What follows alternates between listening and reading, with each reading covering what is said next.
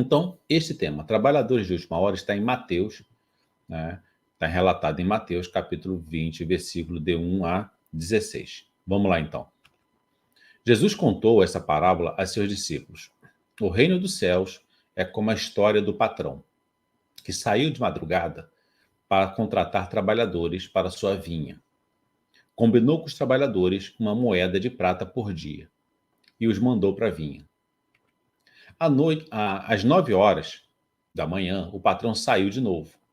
Viu outros que estavam na praça, desocupados, e lhes disse: Ide também vós para a minha vinha, e eu vos pagarei o que for justo. E eles foram. O patrão saiu novamente, 12h e 3 horas da tarde, e fez a mesma coisa.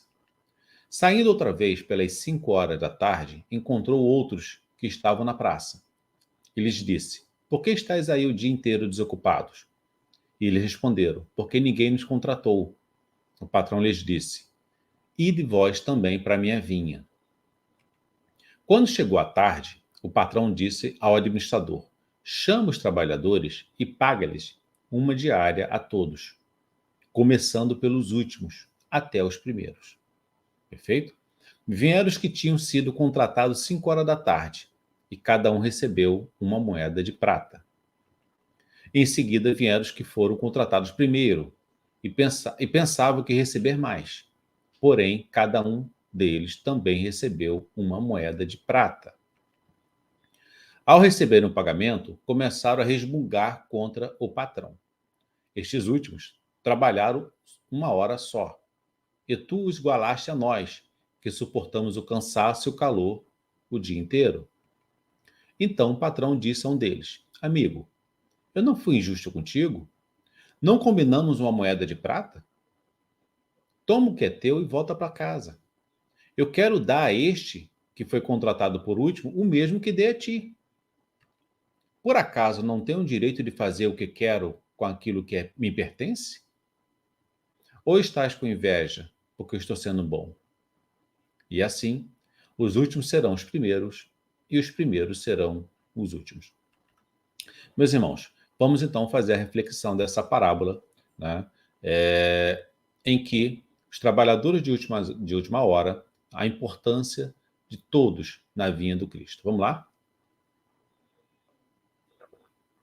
No livro Iniciação ao Espiritismo, Estudos e Curso, volume 1, de Terezinha Oliveira, nós temos o seguinte: nesta parábola de Jesus, a vinha simboliza a humanidade. O Senhor dela é Deus. Os servos são as pessoas chamadas a trabalhar com os seus semelhantes, para que a humanidade, que é a vinha, né, produza um resultado espiritual, que é o vinho. Por esse trabalho espiritual, há um só salário a ganhar: a vida eterna. Isto é, o desenvolvimento do seu eu espiritual, saber, sentir, agir no campo do espírito, que permite usufruir desse aperfeiçoamento em paz e felicidade. Deus é bom patrão, retribui com justiça e generosidade o trabalho que fazemos com amor. Em qualquer época em que formos chamados ao trabalho de espiritualização nosso e da humanidade, atendamos com presteza e devotamento. E se já estamos servindo na vinha, não pensemos que, por isso, devamos ganhar mais que os outros que chegarem depois.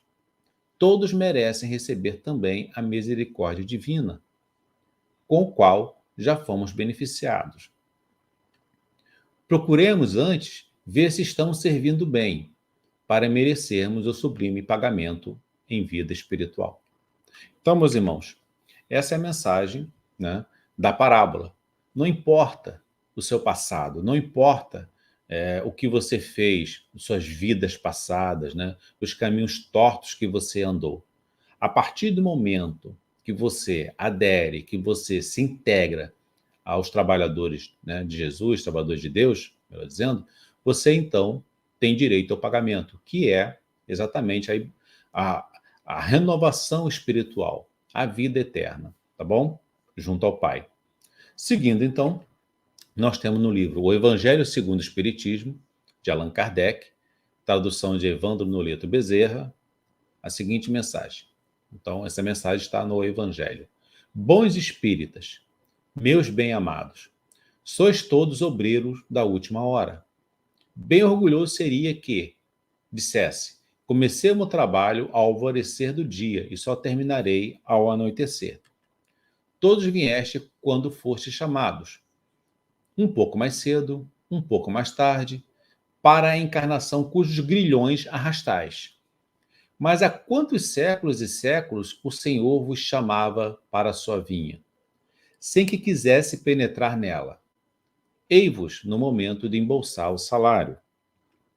Empregai bem a hora que vos resta, e não esqueçais nunca que a vossa existência, por longa que vos pareça, mas não é do que um instante fugitivo na imensidão dos tempos que formam para vós a eternidade.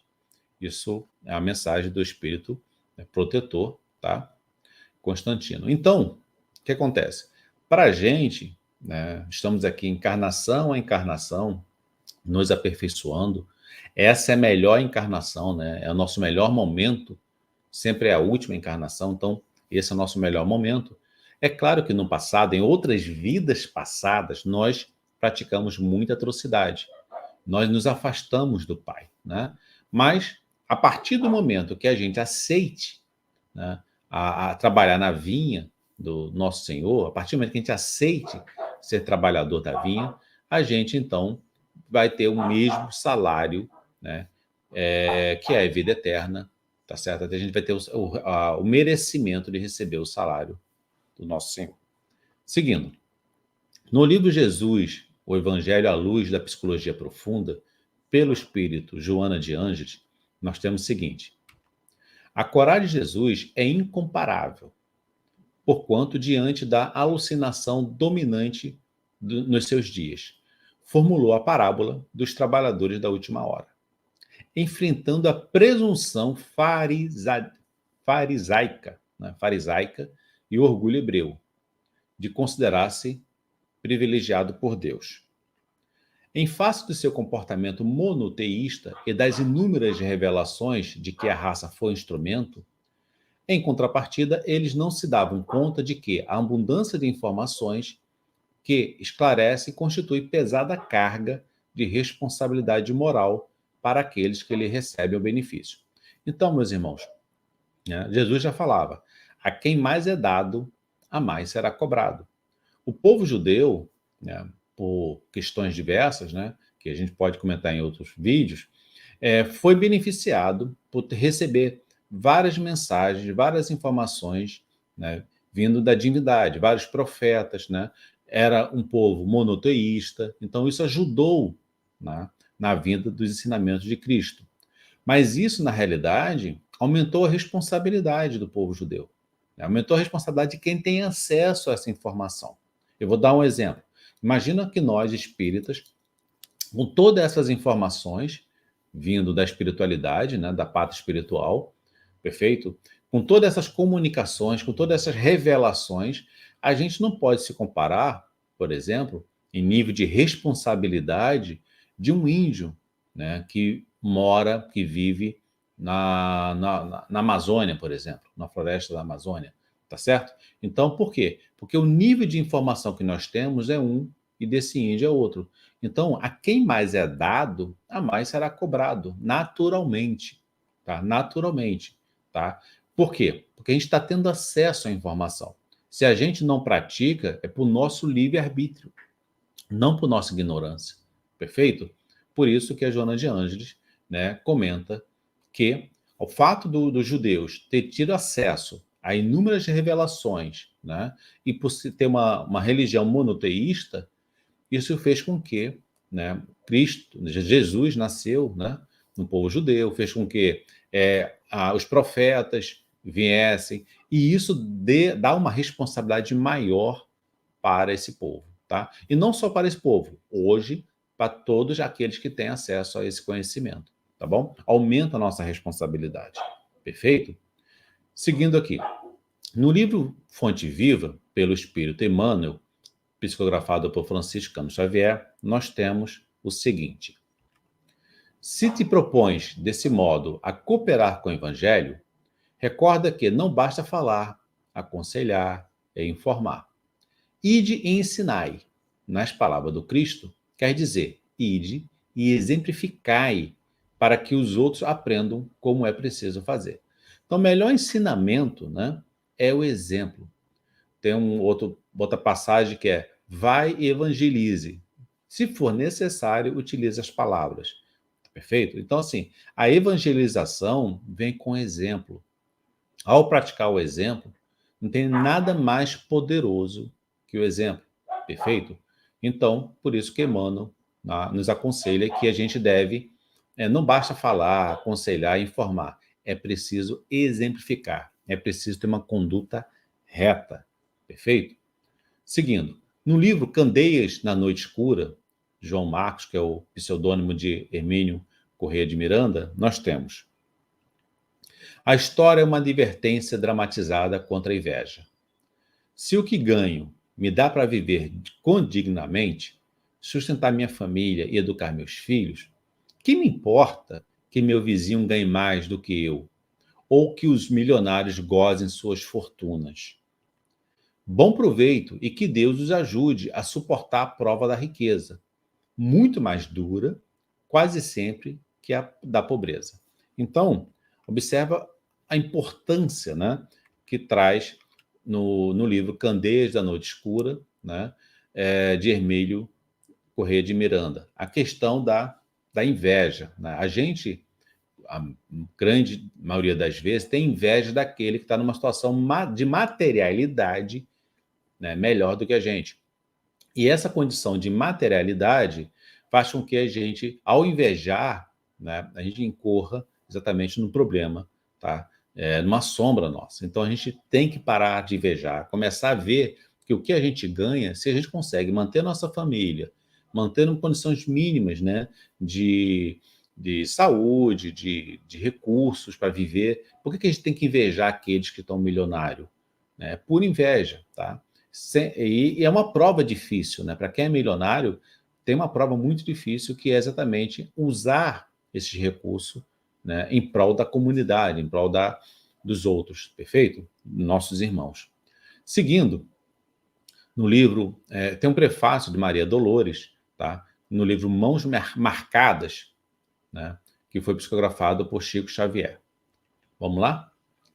Esse, então, é um poema, tá? Que é o prefácio de Maria Dolores, neste livro aqui, Mãos Marcadas, de Chico Xavier. Então, vamos lá. Senhor, quando me deres o privilégio do renascimento, então esse espírito está pronto a reencarnar, perfeito? No berçário do mundo, ante as necessidades que apresento e aquelas que não vejo, eis, Senhor, o meu desejo, em que dia por dia me aprofundo. Deixai-me renascer em qualquer parte, entretanto, que eu possa acompanhar-te, onde constantemente continuas trabalhando e servindo em todas as estradas, para que eu também tenha as mãos marcadas, como trazes a tua. Quanta ilusão, quando me debatia, crendo que o desespero fosse prece, e rogar-te alegria e esperança, sem que nada fizeste. Imitava na terra o lavrador, a temer a pedra e lama, vento e bruma, aguardando milagres de colheita, sem plantar coisa alguma. Entretanto, Senhor, agora sei que o trabalho é divino compromisso, estímulo do céu guiando-nos os passos, e que, atendendo a semelhante lei, pusesse ambas as mãos em nossos braços. Por estrelas de amor e de serviço, assim, quando efetues a esperança em que me agasalho, estiver entre os homens, meus irmãos, que eu me esqueça em trabalho e me lembre das mãos. Ou seja, que eu me esqueça em trabalho, que eu mergulhe no trabalho, né? E me lembre das mãos. Não me deis tempo para lastimar-me, que eu busque tão somente a luz que me acena. No anseio de seguir-te, quero o trabalho apenas. Dá que eu seja contigo, onde estiveres, uma rosa de paz, que eu seja alguém. Sem destaque, sem nome, que se ouvide no bem. E se um dia uma cruz de provas e de agravos reclamar-me a tarefa e o coração, não me largues ao susto a que me enlei. Ajude-me a entregar as próprias mãos aos cravos da incompreensão que me rodei. Entre bênçãos e fé e preces de perdão, não consintas que eu volte ao tempo morto da ilusão convertida em desconforto. Dá-me os calos da paz nas tarefas do bem, a servir sem perguntar a quem. Ouve, celeste amigo. Aspiro a estar contigo, longe de minhas horas de desregrada, onde sempre estiveste e sempre continuas, plantando o amor em todas as estradas, para que eu também tenha as mãos marcadas, como trazes as tuas. Então, esse é um poema. Vamos então voltar aqui para a tela principal. E agora, queria comentar com vocês algumas reflexões. Essa parábola, meus irmãos, lembra da importância da humildade e do reconhecimento de que todos nós temos na nossa própria jornada. Ou seja, todos nós somos iguais, independentemente de quando começamos a trabalhar na seara de Cristo. Mesmo aqueles trabalhadores que começaram a trabalhar no último momento, eles também serão recompensados. Isso nos encoraja, porque sempre é possível começar a nossa reforma íntima, independentemente do nosso passado, independentemente da nossa história, das nossas vidas passadas. Tá? Sempre dá para recomeçar, não importa a hora do dia. A gente sempre pode começar na seara de Cristo. Tá? Tem uma frase que é atribuída a Chico Xavier, mas pesquisando eu vi que não é dele. Tá? É de um escritor chamado James Sherman, que publicou um livro chamado Rejeição, em 1982. Mas muitos atribuem a Chico Xavier, independentemente da autoria, a frase é muito interessante. É o seguinte: embora ninguém possa voltar atrás e fazer um novo começo, qualquer um pode começar agora e fazer um novo fim. Vocês já ouviram, né? Vou repetir. Embora ninguém possa voltar atrás e fazer um novo começo, qualquer um pode começar agora e fazer um novo fim. Então, meus irmãos, todos nós temos a oportunidade de se reconciliar com o nosso próprio passado. Entenda? A recompensa não se baseia no tempo investido, mas na vontade de uma atitude interior, né? No compromisso sincero com a nossa evolução espiritual, independente do tempo. Tá? Outra coisa, a parábola nos alerta quanto ao status de orgulho espiritual, que pode surgir quando alguém se considera superior a outros devido ao fato de estar na antiguidade, né? Há muito tempo trabalhando. Entenda, aos olhos de Deus, todos nós temos o mesmo valor. Ninguém deve se sentir superior ou mais merecedor da graça divina porque chegou primeiro. Lembra dos trabalhadores de última hora? Então, não basta chegar primeiro.